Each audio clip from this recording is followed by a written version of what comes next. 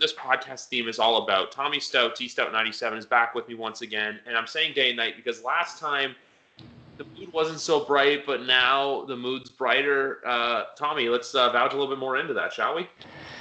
Yeah, so I mean, I guess we can probably start off. I don't know, how much detail we'll get into it later, but the big thing is, of course, Justin Fields. The draft happened, and I believe at the time I was saying, oh, I don't have any faith in what these guys are going to do in the draft, and I'm going to hate whoever they pick because it'll be a dumb pick and whatever. But I was saying, in the weeks leading up, if we can somehow trade up or have Justin Fields fall to us, because obviously Lawrence was going to be taken, and that was the guy that everyone was after. But I kind of had my eye on Fields. I think it was the big game against Clemson, if I remember correctly, where I was like, okay, he's possibly something sweet.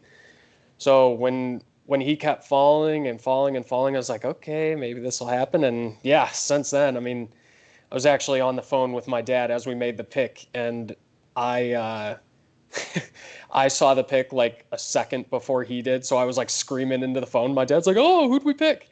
So yeah, it's been great. No. I can't imagine. Like me as a Pats fan, like I wanted Justin Fields. Like I'm happy we got Mac, but like Fields is my choice. When you guys got, as soon as you guys moved up and I saw Chicago on the clock, I just had like a pit in my stomach feeling. I'm like, I know exactly where they're going, but like we don't like you said, we don't need to get too much into it. I just wanted to say the day and night thing because of how last time in March your odds, not your odds, not your odds, your hopes weren't exactly high, but they're higher now. So that's why I said the whole day and night thing, but. No, Fields, I think I'm just going to get into the whole Nagy and Pace thing because I feel like for them, it's not a Hail Mary like trying to save your job. It's just them buying more time. So that, say, if the season this year isn't what you guys are expecting it to be, they can kind of go to George McCaskey and kind of say, hey, guys, give us, like, we still got time. Let Justin develop more.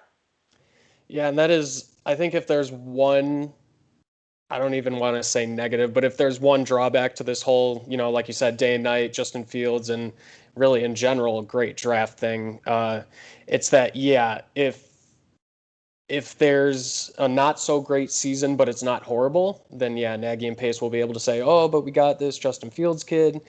He's got to develop, give us time, which I'm not necessarily the biggest fan of giving them more time. But, I got to give credit where credit is due by making the pick. And hopefully, the development goes well and we'll see what happens. 100%. You just got to see how properly well they develop because for a lot of people don't realize this on Matt Nagy. He never coached him, but he was there the year they were developing Patrick Mahomes. He was the OC in Kansas City. So just another glass half full perspective. And like even the bigger things for me is you guys are going to get some good players back on defense. Like I believe it's Eddie Goldman, the nose tackle, is just going to be right up there. And then Tariq Cohen, too, coming off the torn ACL. And Allen Robinson re-signing. So we'll see. But I feel like, and especially, too, we'll talk about this as well, the whole Green Bay drama. It adds kind of this fuel to that positivity fire, if you will. Yeah, I don't want to. I don't want to tap dance on any proverbial graves here before anything happens, but yeah, let's just say it's been very fun following this whole Aaron Rodgers Green Bay storyline and seeing where it ends up. I said this on Monday, and I'm still thinking about this. I just have a feeling he's going to show up at training camp and say if they go on a run and win the Super Bowl, it's going to be like the end of The Longest Yard where Adam Sandler runs to the field, grabs the football, and just basically shoves it in the warded stomach, basically saying, like, just put this in your trophy case. And, like, Aaron doing the same thing to, like, Gutekunst at the end of the year where it's like, okay, cool, now that the season's over with, like, get me out of here. Hopefully it doesn't get to that point. I'm not saying it. I'm not saying it is. I'm just saying I could see something like that happen, where he just comes back, does it for the football, and then when the season's done, he's just like, it's like the SpongeBob getting off the couch meme where it's like, all right, I'm out of here. Yeah, because it's Aaron Rodgers and because it's the Packers, I could absolutely 100% see that happening just as, one final screw you to the Bears on his way out. But, like I said, obviously I'm hoping it doesn't happen, but it certainly could. Yeah, it's just like options you have to keep in the back of your mind almost. The one thing I wanted to get into is last week there's always these rumors going around, but then now it was official with the Bears putting in a bid to purchase the Arlington, I believe Arlington Heights is the city's name, the racetrack there to build like a huge stadium and everything. Like I've heard many different aspects on it, but do you feel like this is the Bears, like they're actually serious about it, or do you think it's kind of a kind of a chip to kind of push themselves in the favor of staying in Chicago to get the renovations needed that need to get done at Soldier Field, and with that too, parking. So I think there's probably two sides of this. There have been very kind of quiet rumors for years and years and years. I mean, I was talking to my dad about it, and he said even, back in like the 80s and 90s, it was talking, oh, is we going to stay in Chicago? We're going to move out? And Arlington Heights has always kind of been in that conversation, but it's never really been strongly situated like it has been in the last year or so. In the last year, it's Arlington Heights this, Arlington Heights that, moving, not moving, whatever. I've never really heard any rumors to the level that we've heard in the last year. And yeah, like you said, there was an official bid put in. I want to say that it's probably just like a posturing thing where they're, like you said, they're trying to get renovations done, they're trying to get expansions done, and they're not getting it, and they're hoping that this will be kind of push it over the line so that they do. But I mean, that would be a very, very long game to play, if my dad's telling me that stuff like this was brought up 30, 40 years ago. So I really don't truly know what to think about it. But if I were to like be required to pick a side, I would think that it's probably posturing. I just think it's posturing for the fact too, is like they said, they're just trying to say, look, hey, because I actually looked it up. Where the racetrack is about an hour north of the city. It's actually closer to like where I'm thinking like Schaumburg and stuff like that. But you even have that. But then also too, it's closer to Hallis Hall. But at the same time too, you want them to stay in Chicago. Like I obviously know the mayor of Chicago came out with a statement saying like throwing shots and shade at the team, saying about how they've had a winning record and whatnot. But like you said, I think it's just going to be posturing on both ends. And if the city of Chicago can't come through with the renovations to upgrade Soldier Field, then I think you're going to hear more and more serious talks about the racetrack getting bought. Yeah, and that's another thing too. A lot of people probably outside of Illinois very understandably wouldn't know this, but this Arlington Racetrack is like one of the top places in the Chicagoland area. If you want to take someone on a date, or if you want to have a fun day with your family, or whatever it is, this place has been like a huge part of society around here. So that's like another part of this where I've held out hope for the last really year and a half where someone's going to buy this place. And, I was obviously hit pretty hard by COVID. So I'm hoping someone's going to buy it and kind of make sure it stays and is brought back. Obviously, if the Bears do end up purchasing the land, then that won't happen, which would be unfortunate. But yeah, I mean, it's kind of a weird area. Maybe it's just because I'm so used to, the Bears play at Soldier Field and it's right on the lake on the museum campus, downtown Chicago. So my brain can't even contemplate the idea of it being in Arlington Heights, but I guess that's something that I at least need to think about. I also look at this in a way kind of like the Chargers situation when they were in San Diego. Like the reason why they left San Diego is because the city would not give them the proper funding to build a brand new stadium in San Diego because it needed work. Like we saw the same thing recently with the Raiders of how obviously they moved out of state. But I'm just using the Chargers comparison because the Chargers only did move 2 hours north. I believe San Diego to Los Angeles is 2 hours north. So like I said, I feel like it's a bargaining chip for now, and it's just kind of like hey, let's do this now, because the one route I'm actually going to go with you, I'm going to change it up. Do you think this also has to do with the potential of the McCaskies eventually selling the team? Man, it very well could be. There's parts of this that kind of seems like there's a possible transition period at least being thought of. But man, I've always said this, and I might have said it back when we did our first episode a while ago. I do not see the team being sold until pretty much everyone is either moved on to another major business thing or unfortunately is passed on. just because it's, passed down through the family and all that. And for the most part, like, the Bears is all they do. It's not like they're one of these crazy tycoon owners who they own the Bears and they own, 1 million acres of property in the city and they own this and they own that. This is really like their big thing. So I don't know if they'd really be willing to give that up, especially with the family tie-ins. But on the other hand, some of this kind of points to, hey, maybe there's something weird going on that we don't know about. So, I have no idea. I've been on record wanting them to sell the team for a while now, but you never know. I also think, because you're right, the one thing with the Bears that, unlike a lot of other organizations, it's really a mom and pop run football team. And I know that sounds kind of degrading, but if you look at where all these other owners get their money from, like, let's take a look at a bright example that relates to you and I very well with the Cons, of how not only do they own the Jaguars, but they also have Fulham, they have Swansea, they have AEW as an asset. Like, there's all these other assets that a lot of these other owners have where they got their money elsewhere and then football came. There's only a few owners in the NFL where it's really, hey, this is their entity. The only other places you see that is with the Steelers and the Raiders. Right. Yeah. And it's, like you said, I think the Khan family is, the perfect example of what the Bears aren't. And whether that's good or bad, that's kind of up to every individual to decide for themselves. But yeah, obviously it's close to us with the whole AEW thing. I also do watch the English Premier League, so I know all about Fulham. So it's interesting to see how different the Khan family is from the McCaskies, and both how they run things and just, how they decide to invest in some things and not others. Yeah, exactly. Because, like, I'm not trying to, like, say, hey, they're different. I'm just saying, like, how with the McCaskies, it's the Bears. The Bears is their entity. Because I also think, too, you're right in the sense of we saw it with the Buffalo Bills where it was the Wilson family, but then they sold it after Ralph died. So I feel like it's more or less once Virginia passes away is when the for sale talks are going to go up, unless she's already passed it down in her will for George to take control of ownership.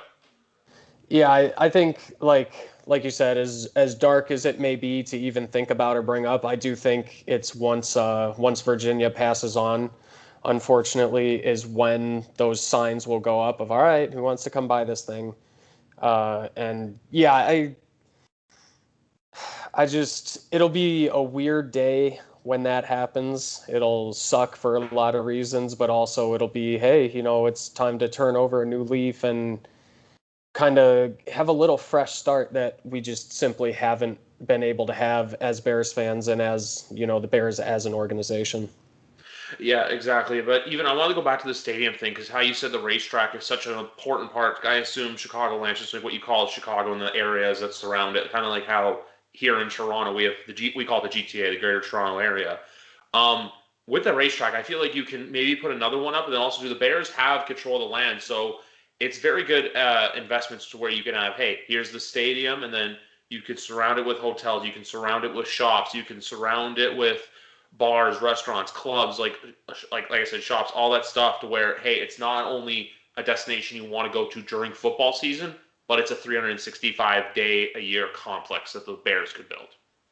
Yeah, and that's kind of going back to our earlier conversation about Wrigleyville. There's Yeah. been a lot said, both negatively and positively, about all the renovations that have happened in Wrigleyville. I absolutely understand the negative side because, I used to go to Wrigley with my dad, and it was just Wrigley Field, and there was a Taco Bell across the street, and there was a McDonald's, and like that was it. And obviously, there were, the bars and the residential spaces and everything around it. But around the stadium is just completely different from what it used to be. And while it's kind of not unfortunate, but it's kind of sad to see the stuff that I grew up on change. When you think about it, it's like there's all these shops, there's hotels, there's more bars that have popped up. There's all this stuff that is able to theoretically bring more money into the Cubs, which theoretically should be a good thing. Now, whether the ownership is spending it the way fans want, that's a whole nother thing. And I think we would run into the same thing with the Bears where, okay, they get all this land, they can put up bars, they can put up, there will probably be a sports book if this ends up happening. whatever else they may put up in the area that they would be able to bring in revenue from. Would it be used correctly? We don't know. That's something, we'll have to cross that bridge when we get there. But yeah, it's an interesting thought to think how different it could be here in a couple years. Yeah, exactly. Like, I'm not saying, hey, this is going to happen. I'm just saying the Bears, it's one of those things where, hey, if the land thing does go through and they end up buying the land, it's a golden opportunity you could be sitting on to eventually, hey, you know what? Buy the land and make it what you want. It's just saying, hey, it's like, here it is. Now you can run with it. You do what you want with it. So hopefully if it does happen, they do the right thing. Or if they realize at the end of the day, hey, Soldier Field is the Chicago Bears, it's what's best. I feel like the city's got to comply with them, because I feel like the city at the same time too, for as much as the Bears would like a new stadium, they probably also wouldn't want to leave Soldier Field.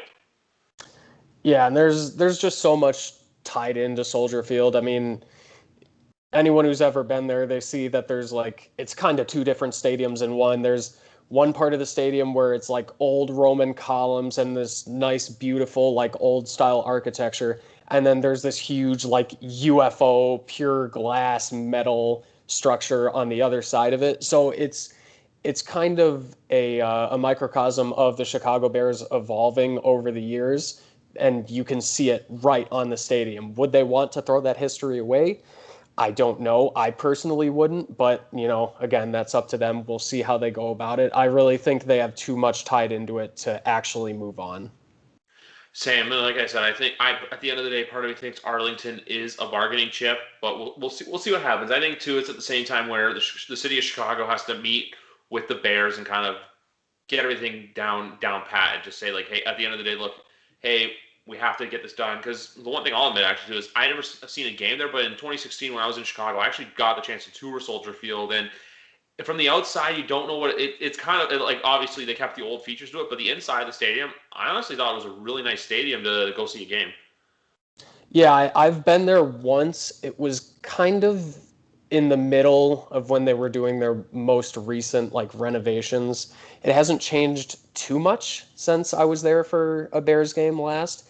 But yeah, it's on the outside, like I said, with the columns and everything, it does look very, I don't want to say dated, but I'll almost say dated, just like an older style stadium. But yeah, when you get inside, to me, it's Soldier Field. It's what I know, but it's also, it's not like it's this old, dated, broken down, terrible stadium where, unsurprisingly, a lot of people might think that because of the outside exterior appearance. But yeah, it's a decent place to go see a game. I actually went to see Manchester United play there years back, and it was pretty wild to see a different sport other than obviously football, American football there. And really, I've been there for a concert, I've been there for football, I've been there for a Blackhawks championship celebration, and I've been there for soccer. And for everything, it's been an awesome view, awesome, I don't know what word I'm looking for there, but it's been an awesome stadium for everything I've been there for. So I think, yeah, personally, I guess you could probably guess this from how I'm talking about it, but I'm very firmly in the camp where stay in Chicago, stay in Soldier Field, just get it upgraded, figure it out. Exactly. As soon as you said figure it out, it just reminded me of that Barstool Big Cat gif of him in Ford Field just screaming that, figure it out. That's just the thing. Next, before we get off the Bears and we'll talk a little bit of other stuff. Because obviously, like how we were saying, the whole Nagy and Pace thing, that they can kind of buy themselves some time with Justin Fields. Do you think eventually Ted Phillips' days could be numbered as well, or do you think he's kind of like that sacred entity that kind of never gets touched or kind of forgotten about when it comes to, hey, who should get fired? Yeah, so Ted has been, especially in recent years, a very weird figure in the Bears organization, because there's a lot of people that, they don't like McCaskey, they don't like Nagy, they don't like Pace, whatever. But Ted Phillips is if anyone has to go, these guys want Ted Phillips gone. But it does seem like he just kind of lurks around the background and he makes these decisions, but it gets blamed on this person or blamed on that person. He's kind of a really weird figure where he makes a lot of bad decisions. He makes some good decisions for sure, but whenever it's a bad decision, it always, magically somehow gets pushed on someone else. So I think he's probably one of those weird, untouchable kind of background guys that shouldn't be untouchable. But yeah, I would say if I could have him gone today, then so be it, because he's had some missteps here and there for sure. It's excuse me. It's almost like the Bruce Allen situation, but not as bad as what's happened in Washington. Because obviously, once Bruce Allen left, like look how much better the football team got. So it's just another example I wanted to give. That's all. Moving on though with the rest of your division, the NFC North. Is there a team that you could see beat like? But obviously, well, we know your division. I was gonna say it's the weirdest division besides Detroit. I feel like with Minnesota, Chicago, and Minnesota, Chicago, Green Bay, excuse me, you don't know exactly what you're going to get this coming season. Yeah, I think it's a rare season where usually, at least for me, it's obviously I want the Bears to win the division. I'll pick the Bears to win the division, but deep down, it's the Packers division. This year, like you said, who knows what's happening with that? And then the Vikings have this kind of weird aura as well, where usually I expect the Bears to split one game and one game with them, and then they'll, essentially it would be us battling them for second place to Green Bay. I don't know what's going on with them. I'm not a huge Cousins believer at all. He's kind of a weird figure for them as well. I know I've got a few Vikings fan friends, and it seems very split on either, Kirk Cousins is the greatest quarterback of all time or he's the worst quarterback of all time. And while Cousins obviously isn't the only player on that team or only part of the equation, he's the quarterback. At the end of the day, he's the guy. So yeah, it's going to be very weird to see how this division shakes out and what these teams are.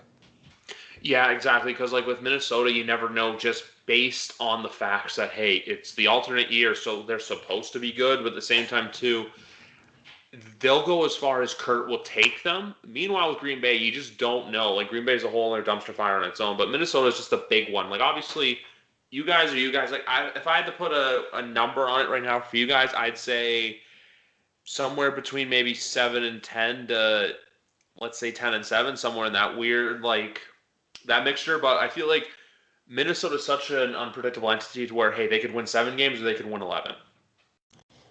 Yeah, and that's kind of the part that I wouldn't say scares me, but it's the part that throws me off the most about the division, because I'm always going to tell myself that the Packers are going to go 0-16 or 0-17, and the Bears are going to go 17-0 and whatever.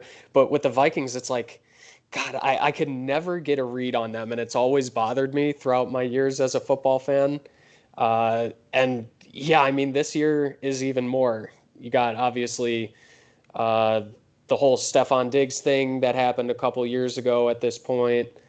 Cousins I'm not sure when his contract is up, but he's got to be coming to the end here. And there's just a weird thing with them where I feel like they're either going to be really, really, really good or they're going to have to blow things up after the season. 100%. I'm just looking up his contract right now because I'm curious. Because I know in 2018 is when he did go to in 2018 he signed a fully guaranteed he signed a 3-year full $84 million fully guaranteed contract. But then last March he signed a 2-year extension. So I believe after next year is when his contract's fully up. So we'll see what happens. But for now, like I still think with obviously Minnesota took Kellen Mond in the draft. I feel like that's not so much more future quarterback like you guys do in the fields, but I feel like that's hey, if Kurt sucks, we have a backup plan that's not named Sean Mannion. Yeah, and that's important because, I mean, I don't know. I'm not in tune with the Vikings, obviously, the way I am with the Bears. So I don't know Obviously. if they think they're going to be competing or if they think this is going to be a down year where they're going to try to, collect draft capital and do all this and whatever. So I don't know exactly the pulse of them, but I do know from an outsider's perspective, I mean, I know I said this already, but I'm completely lost on them. Like I have zero idea. Because that's the same thing with me too. Like I know a little bit about it just because like obviously I said the whole year on end thing, and then too like how I said it's I obviously knew how they drafted Kellen Mond, and then obviously it's better than Sean Mannion. But my big thing with them last year was they all got extended. Like Kurt signed the extension. I believe Mike Zimmer got an extension. Rick Spielman did. So I feel like all of them last year kind of took a redshirt year or kind of if we suck, we suck. Like who really cares? Like we're not going anywhere. Like the Wolves weren't going to fire them. Meanwhile, now it's kind of like, hey guys, like TikTok, what's going on here?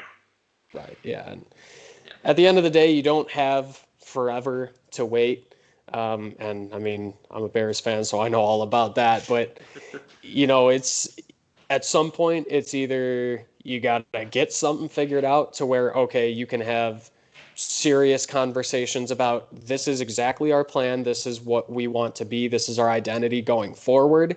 And to me, from an outsider's perspective, I don't see the Vikings having that. Whereas obviously the Bears have Justin Fields. The Packers are weird too. They don't know who their quarterback's going to be. They don't know if they're going to give up a whole bunch or if they're just going to end up packing it in and, doing a little mini rebuild.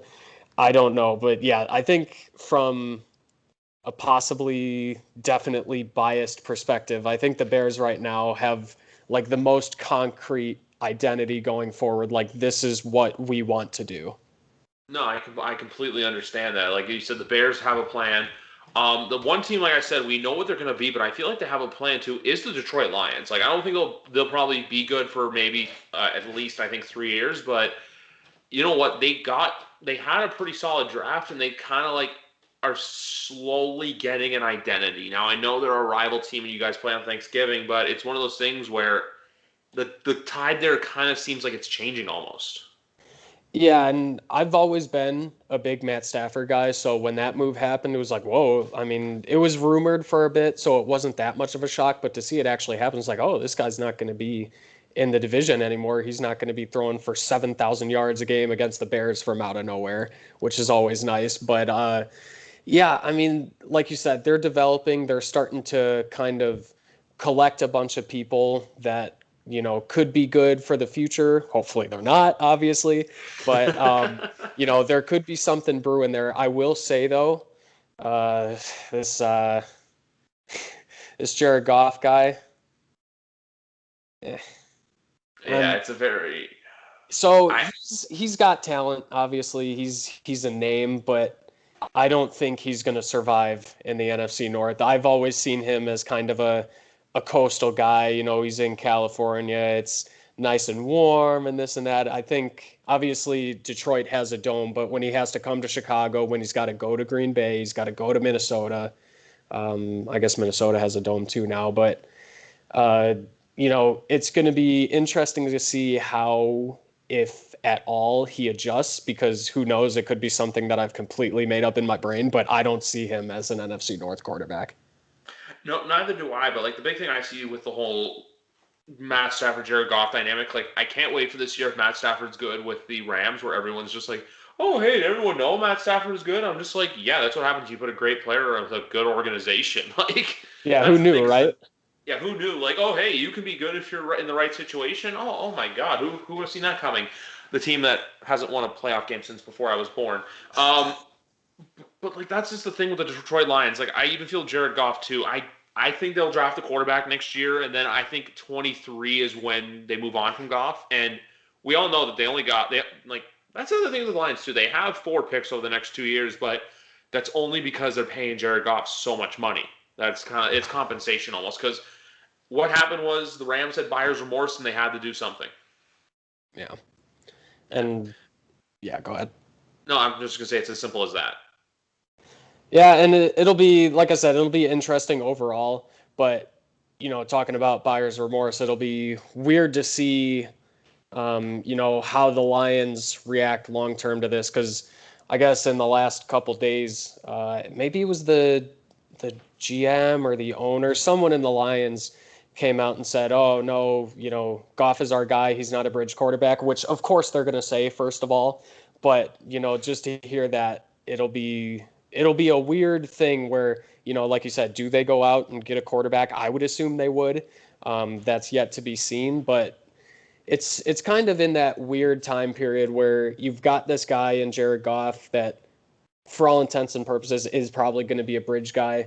But it's the turnaround will be weird with who are you drafting, who can you get out of this upcoming class, and can you get the pieces around them in time to kind of have that all gel at the same time. Again, like biased wise, I hope it doesn't work, but it very well could. Exactly. That's the one big thing with the Detroit Lions. And also one other Green Bay Packer note that I just remembered. Besides Aaron Rodgers wanting to leave, Devontae Adams' contract's also up after this season. So just something else to keep in mind if you're a Packers fan. Just a little bit more lemon in your little wound you got going on there. Yeah, and Devontae, to me, it's always been Devontae Adams and Aaron Rodgers. So that was honestly my first thought when this Rodgers thing came out. Obviously, other than, oh my God, Aaron Rodgers could be gone. Like, this is the greatest day of my life. My second thought was, I wonder how Devontae is going to react to that. And he's been pretty coy about it, I think. I think he might have come out and said, oh, I'm a Green Bay Packer and this is where I play and this and that, which, of course, he's going to say again. But, that's a whole another weird dynamic that's going on in Green Bay, which I am just absolutely loving. So the longer that goes on and there's turmoil and, whatever, that'll be great for me. Exactly. That's all you can hope for at this point, because if anything, it's just like making Chicago just kind of be like, hey, that snake in the grass. It's like, hey, where is it going to come from? Because like with Minnesota, it's personnel questions. With Green Bay, it's, hey, is the star quarterback and one of the best quarterbacks of the last 20 years going to be there? And then with you guys, it's just, hey, we make it a new stadium. There you go. It's not the worst place to be in, right? Yeah, it's like two dysfunctional dragons and then the one mean dragon, That's the other thing, too, what I was going to say with the Bears this year, even. The NFC is going to be so unpredictable because, the NFC West is going to be good, but we don't know who's going to be there. The East is the East. Until they show improvement, I'm still saying that. And then the South, we know Tampa Bay should be good. Who knows what New Orleans will be, and same with Atlanta, Carolina. Like, for as good as I think the AFC is the better conference, the NFC, there's going to be a lot more unpredictability and a lot more good storylines coming out of there in the sense of, hey, a few teams that may surprise people might actually be better than we thought. Yeah, there's definitely going to be some opportunity for sleepers in the NFC. I am of the personal thought that the league runs through Kansas City. I know obviously they lost this last year, but hopefully, for them, they're not going to have 18,000 injuries on the offensive line to where Mahomes is going to have to run for his life every play and all of that. I still think, at the end of the day, it runs through the AFC. But yeah, there's going to be some fun little jostling between NFC teams to see, seeding and then obviously division winners and all that. It'll be an interesting watch to see how it develops throughout the season for sure. Yeah, exactly. Because I still think the AFC it runs through Kansas City. Like everyone this year is kind of starting to say oh, hey, what in Kansas City has other situations I talked about on Monday that are just crazy, like the whole Frank Clark arrest and whatnot. But and people are starting to say, hey, that contract's going to look bad. And I'm like, people played this game with the Patriots for 20 years where it's always, hey, is this year they decline? The second you doubt them, they're going to win. This year, it's always that's what I always been saying, because if you look at all the champions from the last few years in the NFL, everyone has to face some sort of adversity throughout the year. We have not seen a run where a team just dominates everything and wins. Even the year Kansas City won, remember, Mahomes got hurt, and then they had the 3 crazy comebacks in the playoffs. So just because you're the cream of the crop doesn't mean you're going to win. But at the same time, too, I'm not doubting the Kansas City Chiefs unless for some reason they just take a complete nosedive. Yeah, and that would be, to me, one of the more shocking things in the league in the last 10 years if Kansas City just completely falls off the table. Could it happen? Absolutely. But I feel like there's just way too much talent on that team. I also think for as long as Andy Reid's the coach there, and that the fact that Patrick, the receiver question, I think after a while will be there, because I obviously think Mahomes will outplay guys like Kelsey, and we'll see with Hill and other receivers. So I think they just have to make sure they keep developing around him and keep bringing in pieces, kind of like what we saw with Brady, how he got it done with no matter who they brought in. Yeah, and to be honest, it's way too early to even think about verbalizing this, but you kind of open the door for me, so I will say my take. I think Mahomes is a completely different style quarterback than Tom Brady. He has not nearly the success or the longevity. But like you said, if you can just keep bringing in these pieces and, keep bringing in guys who are quick and they've got great hands and, just good football guys as wide receivers and obviously, running backs, tight ends, all that around him, then he could end up being like Brady, where no matter who's playing around him, he's going to get the best out of him. And like I said, it's way too early to even say that's, a thing that could happen. But just the pure talent level of this kid, if you put even decent receivers and God forbid awesome receivers around him, he's going to make him look like $1,000,000. I mean, look at the difference with Tom Brady with the 2019 Patriots when it was a band of misfits to what he did with Tampa Bay this last year with arguably one of the best receiving corps in the NFL with Chris Godwin and Mike Evans, just to name a couple of guys. Yeah, that Tom Brady guy, he's pretty good, huh? except for when he plays against Nick Foles. It's a weird anomaly. Yeah, but he had that weird thing with Eli too. It's just some of these things happen. Yep, it just happens. And then what was I going to say too? Is that's even the other thing? I feel like with Eli just want to say with Eli quickly. I feel like he's having a better postseason, like a post career than he is an actual career. Like how he's just so funny online, and now he's like working for the Giants and stuff. Because like how often do you see that where a star quarterback and a franchise icon comes back to work for the team in like a business role? Yeah, that outside of the business role, because obviously this doesn't apply to what I'm about to bring up. But I've seen Eli Manning. He's kind of getting the Jay Cutler effect, because Cutler, when he was here in Chicago's, he's throwing interceptions and this and that, and everyone hates him and whatever. But after retiring and, he's out of the public eye for a bit, then he has the appearances on Kristen's show, and he's doing the chicken hunting thing on the internet. Like, everyone loves Jay Cutler now. So it's funny to see, that happened with Jay. And obviously he hasn't come back to the team, nor would he. But yeah, it's kind of the same thing that happened with Manning, where Eli was already loved, but he's just been skyrocketing up because, like you said, he's funny on the internet and he does this and that. But yeah, it's interesting to see a couple of those older quarterbacks have that happen post-career. Exactly, and even too, you see it like with Peyton a little bit. Like it's kind of weird. Like with Peyton and his post-football career, it seems like he does more stuff with the Denver Broncos than he does with the Colts. Because, like, I'm only saying that because when you think of Peyton Manning, I don't know how many people are going to jump to, hey, Denver Bronco, as opposed to, hey, Indianapolis Colt. Yeah, Peyton, I mean, to me, he's always a Colt, partially because, obviously, he was quarterback of that team when they beat the Bears. But yeah, it is weird to see him like do so much with Denver, right? Maybe he just really loved his time in Denver. He loved the franchise or whatever.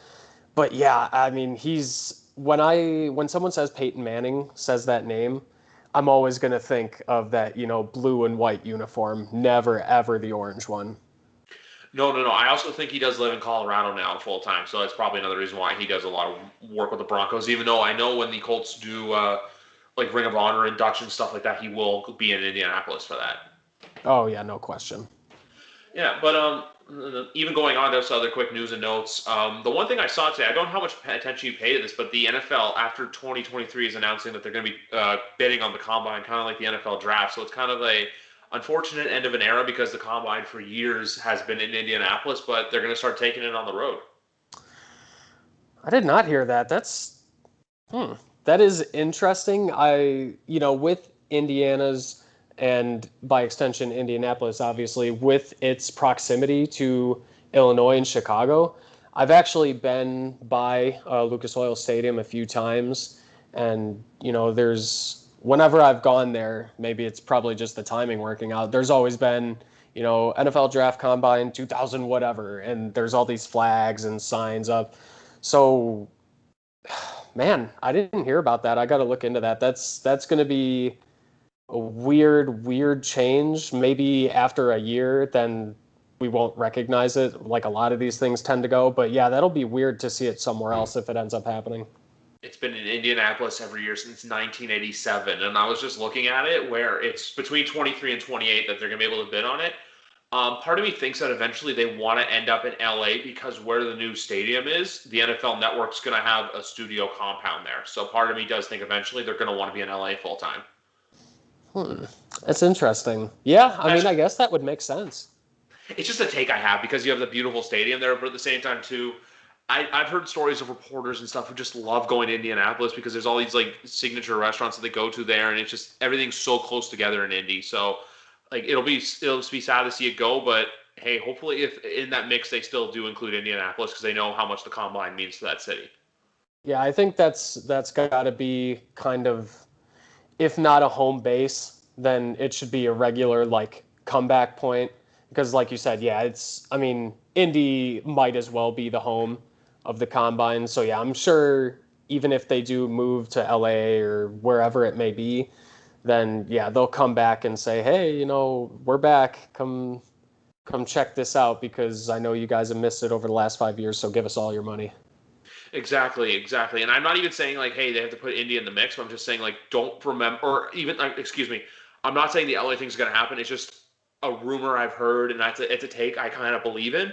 But at the same time, you never know. And then the only other thing a couple other things I want to discuss before we get into the draft is tight end U is going on this week, actually hosted by Greg Olson and George Kittle. Have a bunch of tight ends in Nashville. They're just going to be doing charity work. They're going to be going over how to be a proper tight end. It looks, honestly, it'd be an experience I'd love to see firsthand. Yeah, and that's something that I forget where I saw that, but when I saw that, I mean, Greg, obviously, he's got the Bears history. He's tied in with Chicago pretty heavily, honestly. I mean, he's done stuff with the Barstool Chicago guys. Obviously, he was with the Bears. I love Greg Olson, both on and off the field. I mean, I think, wasn't it Greg that had the maybe his son or something needed a transplant here recently? It's something that I felt really bad because I was supposed to mention it in the last couple of podcasts, but I never did. But his son TJ recently had open heart surgery because he was Greg was on part of my take from through Barstool Sports for those of you who aren't aware, and he described like this procedure and everything, basically saying that when his wife was pregnant with TJ, that he basically had half a heart, so that eventually he had to get one, and then he got one last week, and I think he got out of the hospital about a couple weeks ago. So it's good to see, and we're thinking of you, TJ. Yeah, for sure. And even, without the Bears connection, without the Chicago connection, just to see that happening and, just to hear the stories of, what they've gone through and I can't even imagine just, how scary it must have been and all that. Like you said, just positive thoughts and hopefully, it keeps going on this positive road. But yeah, especially, him being, to me, a Chicago guy, it's awesome to see one of our guys have, such a blessing kind of come through.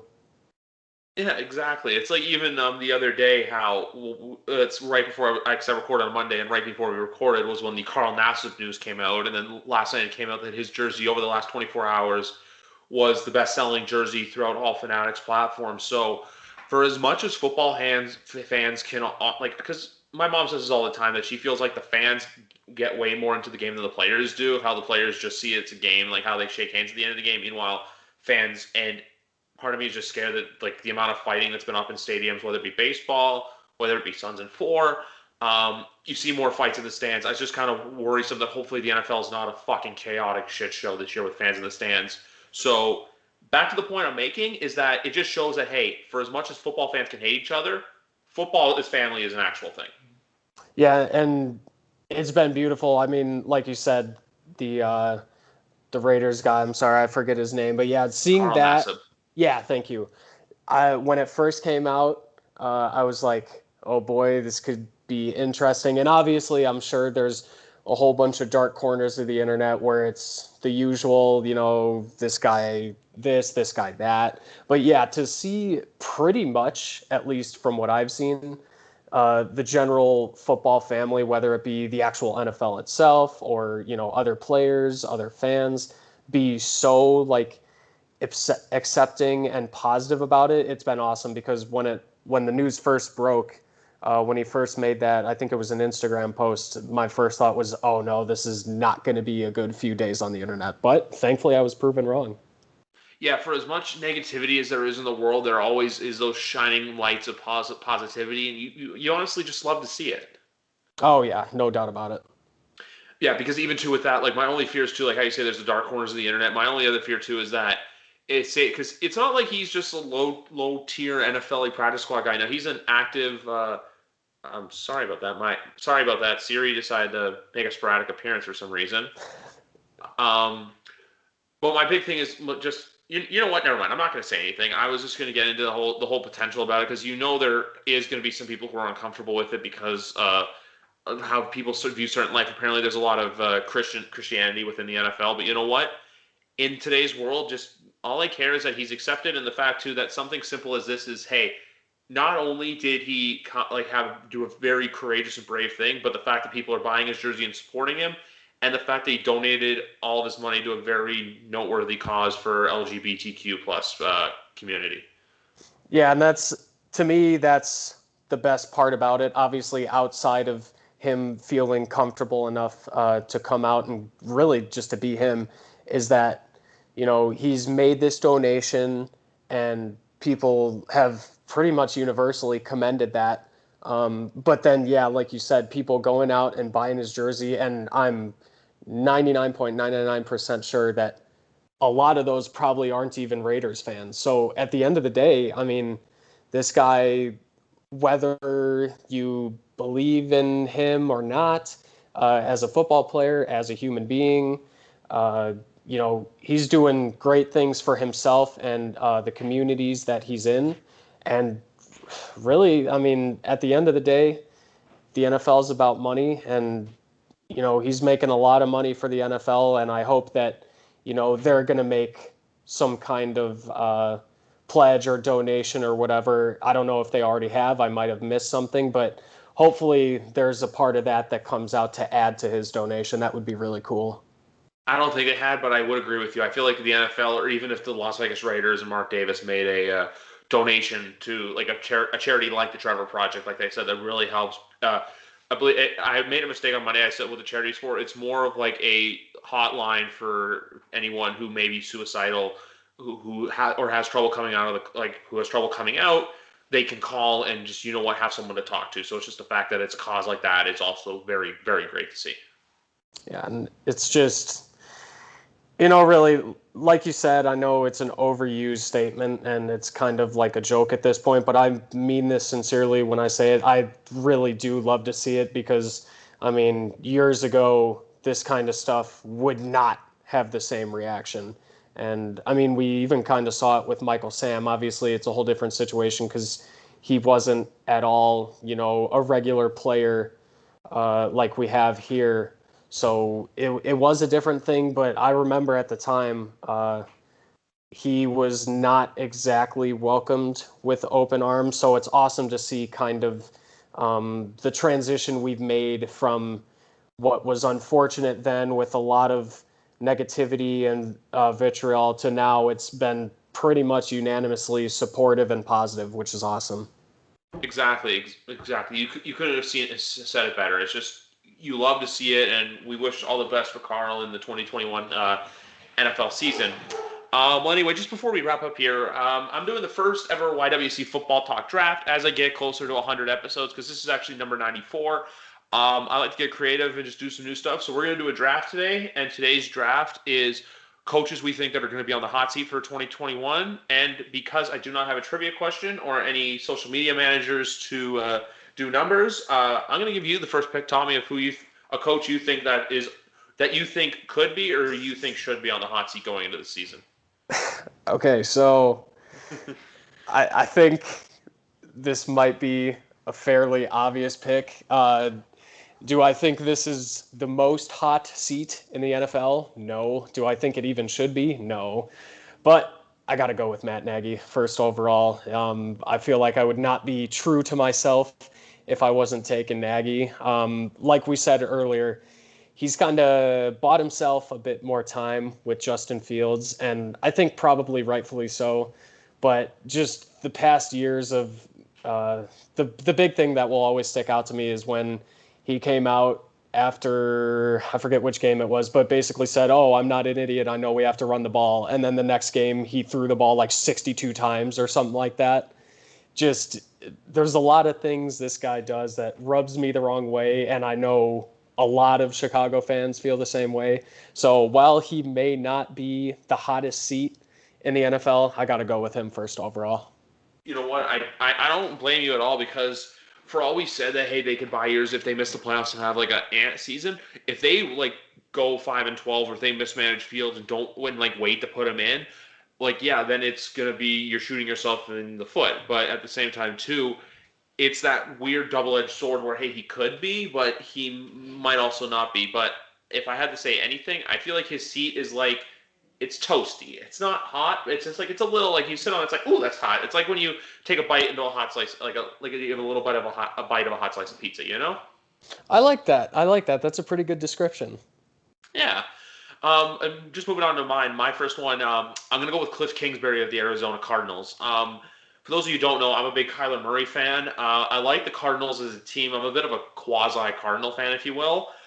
But my big thing with them is they drafted Kyler, they brought in Cliff, they brought in, look at who they brought in, J.J. Watt, DeAndre Hopkins, A.J. Green, just to name a few. Larry Fitzgerald's obviously not there anymore, but if they bring Cliff, they brought Cliff in to kind of have a culture change and make the playoffs, and if after 3 years that is non-existent, I think it's sorry at the end of the year. For as much as Michael Bidwell and Steve Keim like Cliff Kingsbury, I think you got to make a change and say adios to the guy, because, like I said, for as much as you personally like someone, football is a business, and you have to do the right thing for your business. So I'm here to say right now, if the Arizona Cardinals do not make the playoffs, Cliff Kingsbury will be gone at the end of the season. And if I had to put a temperature on his seat, I'm going to go with like the second mildest flavoring of hot sauce on hot ones.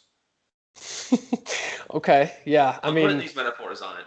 Yeah, I'm the same way. I love Kyler. I really do. I think he's not even just as a football player, but as an athlete overall. I think he's awesome, and I think he's a great guy as well. I don't see personally, unless there's a huge upswing and the Cardinals are, making a run at it, I don't see any way that he survives this year. Maybe I'm wrong, but yeah, I definitely agree with that pick. You know what, though? Like, it's like I said, for as much as we like Kyler at the same time, too, it's just, look, something's got to give. Yep. So anyway, moving on next, we're going to do 4 picks today, if you're okay with that. Do you have another coach in mind, or? I do, yeah. So here's what I'll do. I'll give you my second pick, and then at the end, I would like to do an honorable mention because I don't think it will be taken. You know what? That's fine. You know what? We'll leave it to that. So we'll each do another pick, and then we'll do an honorable mention. Then we can kind of go back and forth on it. Okay, perfect. So, yeah, my second pick is slightly Bears related. I think Fangio in Denver. When he was rumored for the Denver job, I didn't think he was going to be I didn't think he was a head coach kind of guy. I thought he was an awesome defensive coordinator.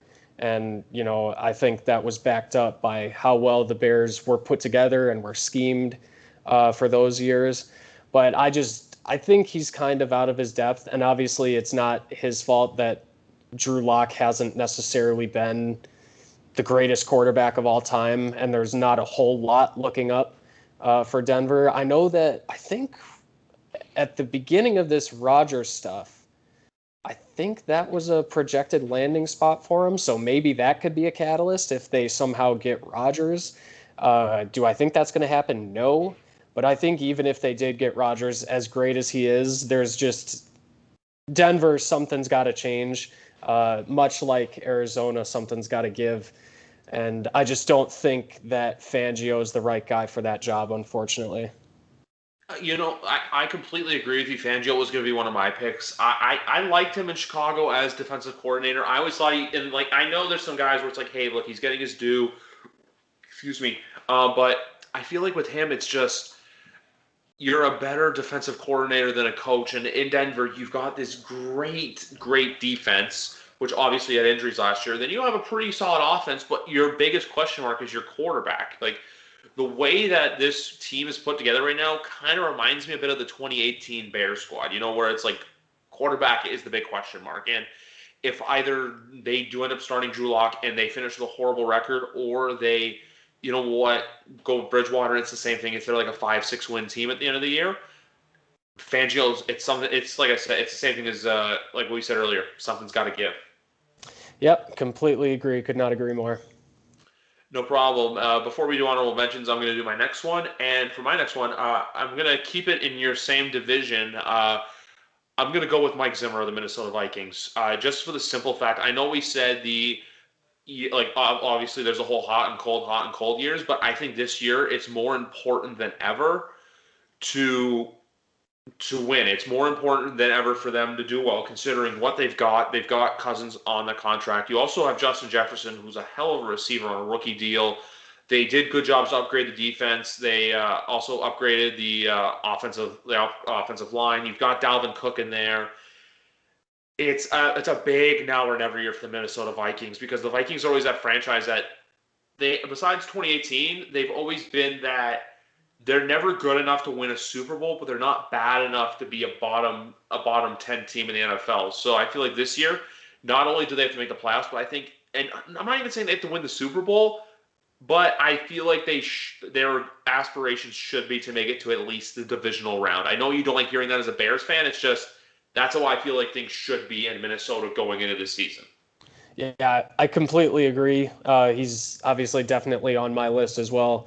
I do want to kind of go back to something you said, not involving him there. I just kind of want to give props here. Justin Jefferson, that kid is awesome. Like, he is a great receiver.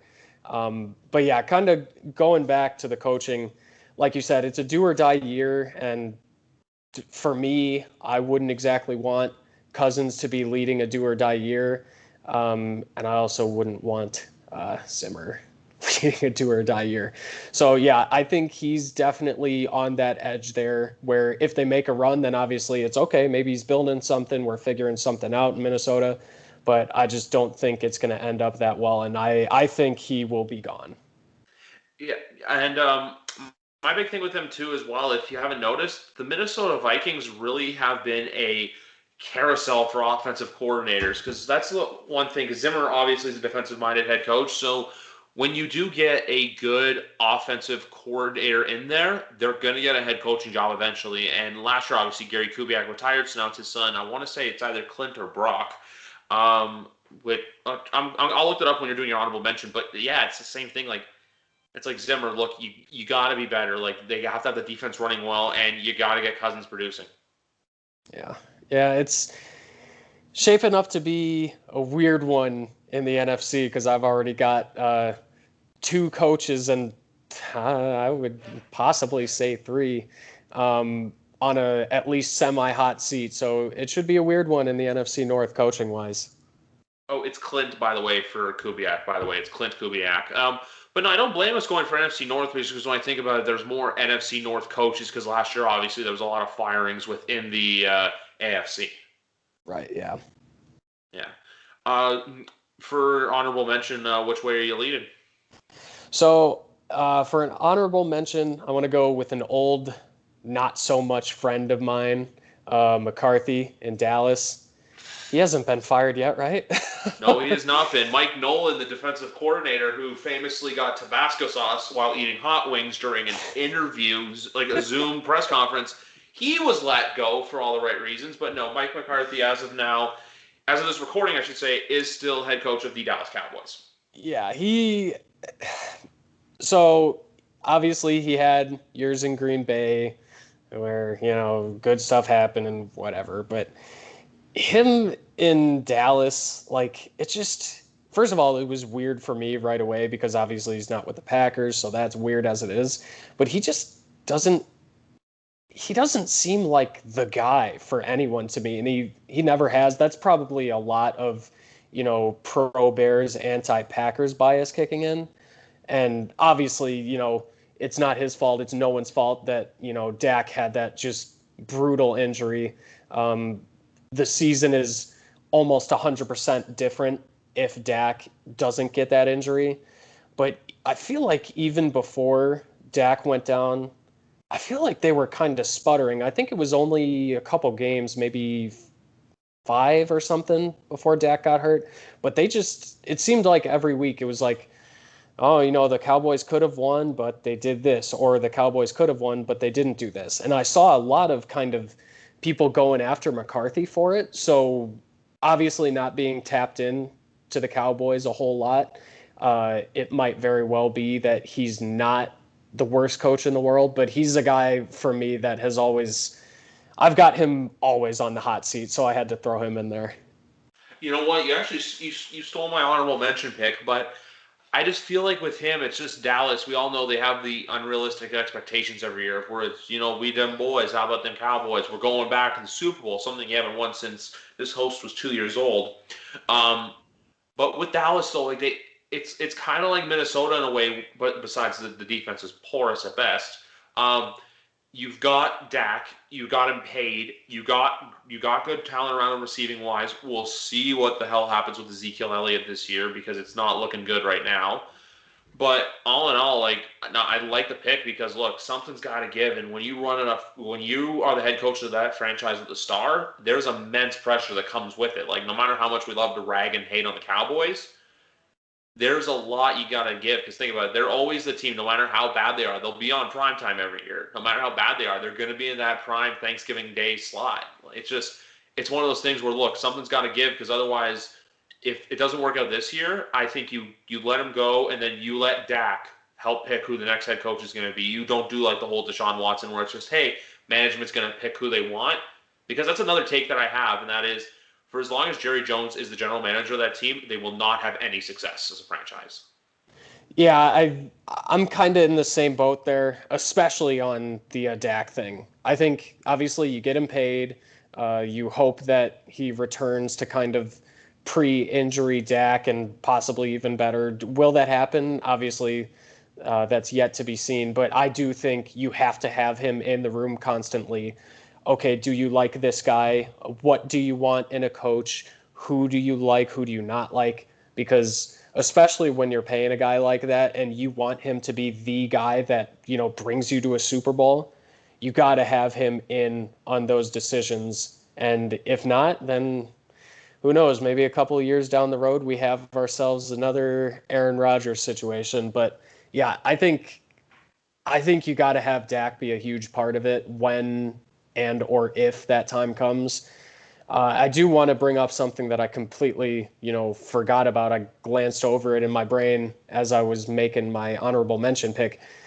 Wasn't there a thing last year where he had a press conference and he was like, oh, I'm embracing analytics and, I'm studying all this information and how we should talk about it and how we should use it in practice.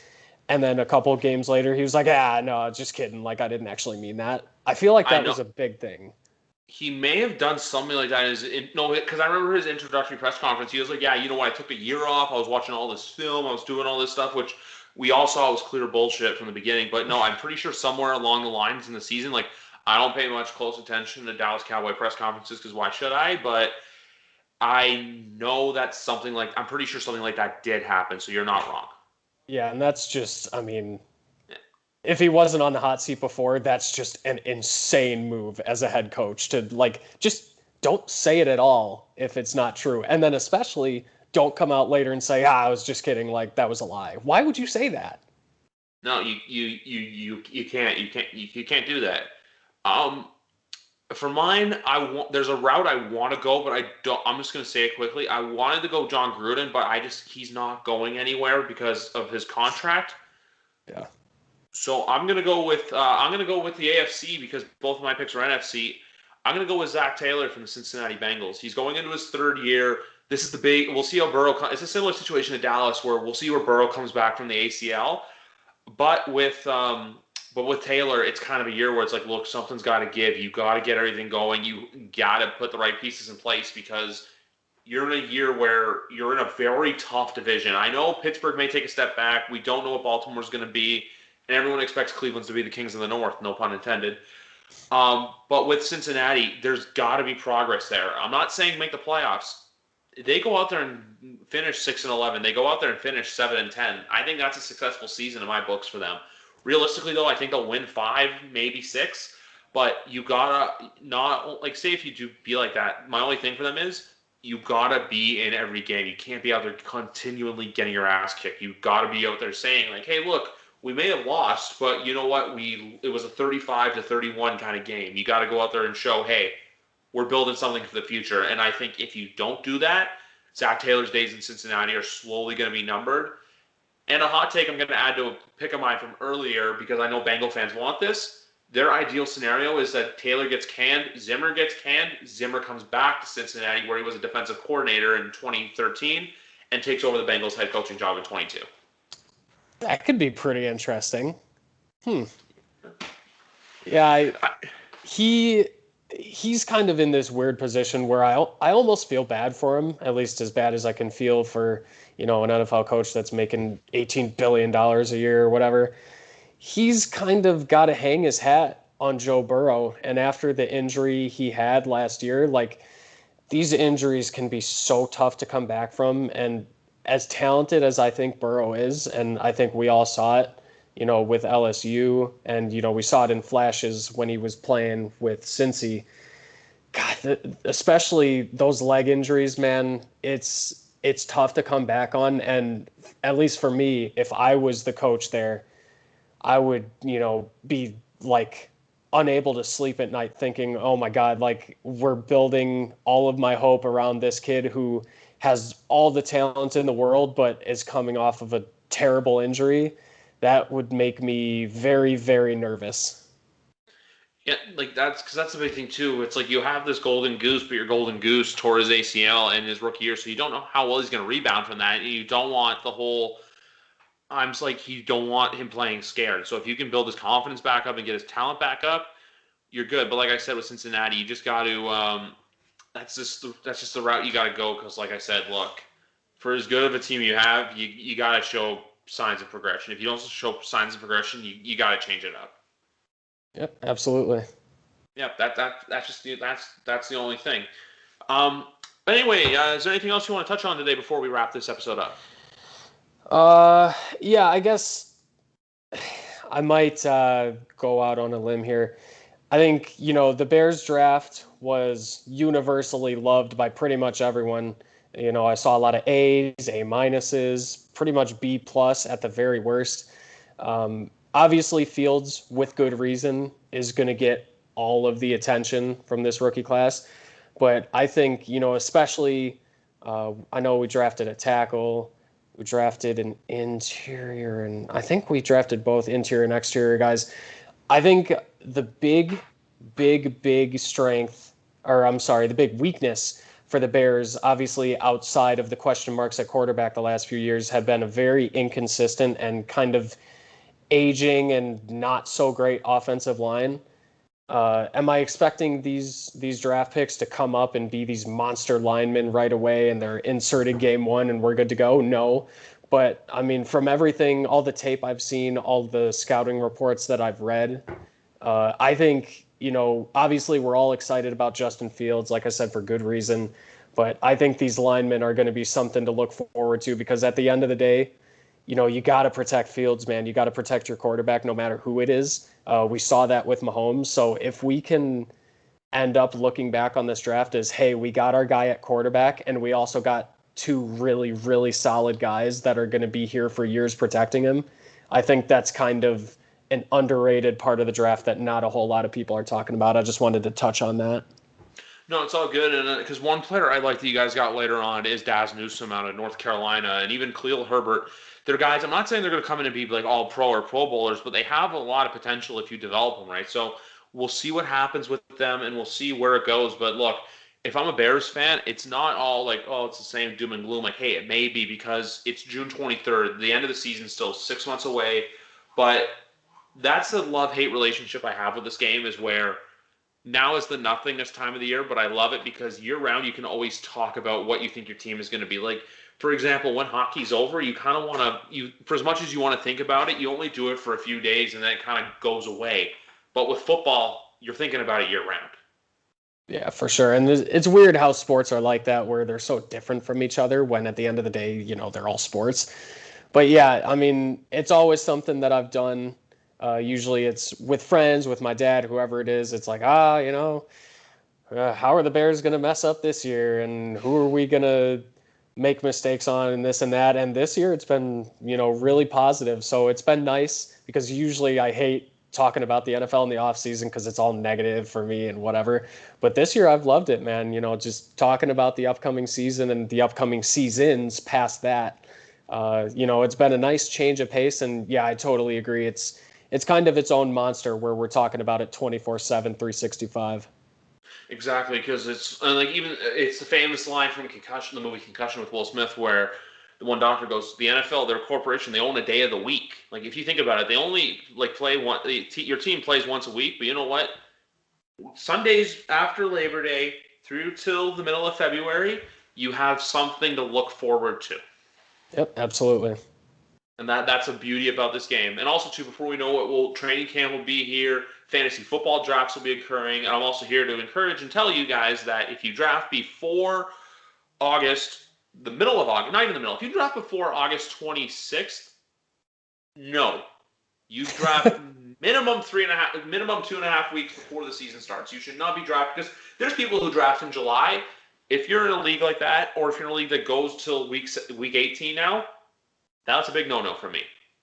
Yeah, I got to be careful. I've learned that over the years. I've gotten burnt on it a few times. Yeah, you can't be taking drafts 18,000 years ahead of the season. There's so much that can happen.